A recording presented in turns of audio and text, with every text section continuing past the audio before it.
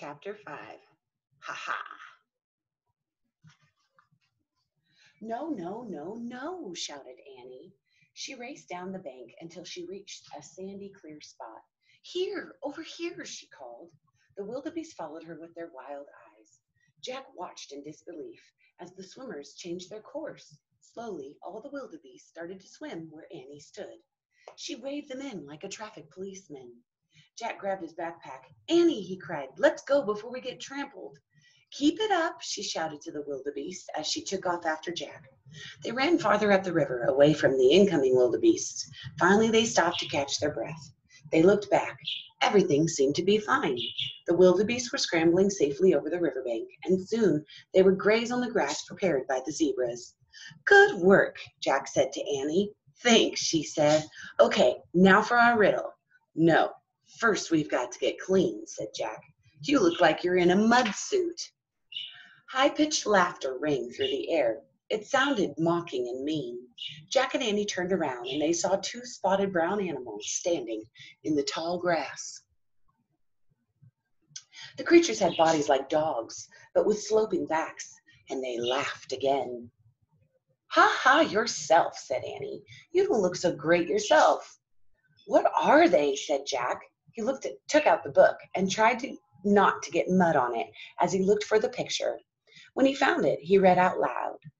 On the African plains, the hyena is the ruling predator after the lion.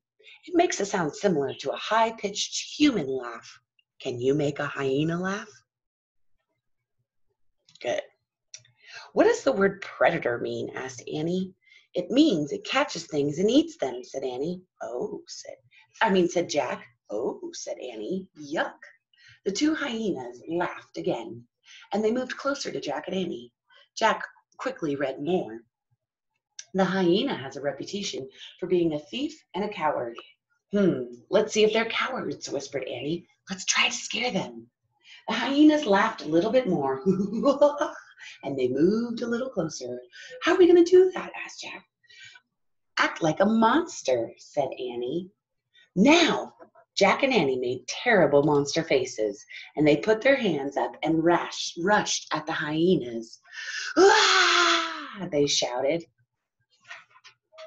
The hyenas yelped, woo! And they scurried off.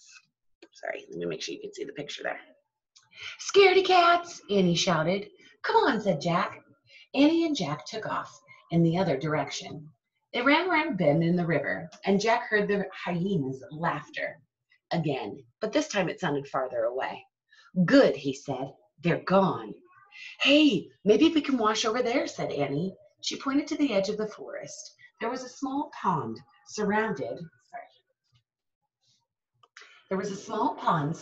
by tall grass. Zebras were drinking the water.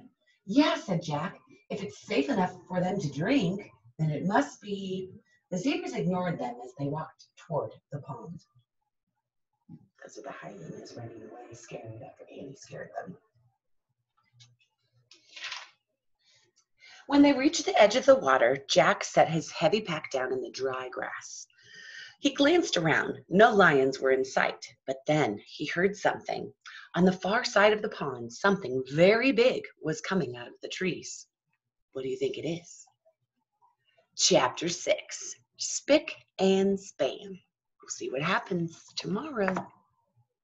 Hope you enjoyed. Make your prediction. What do you think Spick and Span is going to be about? Make sure you tell someone your prediction. See you next time.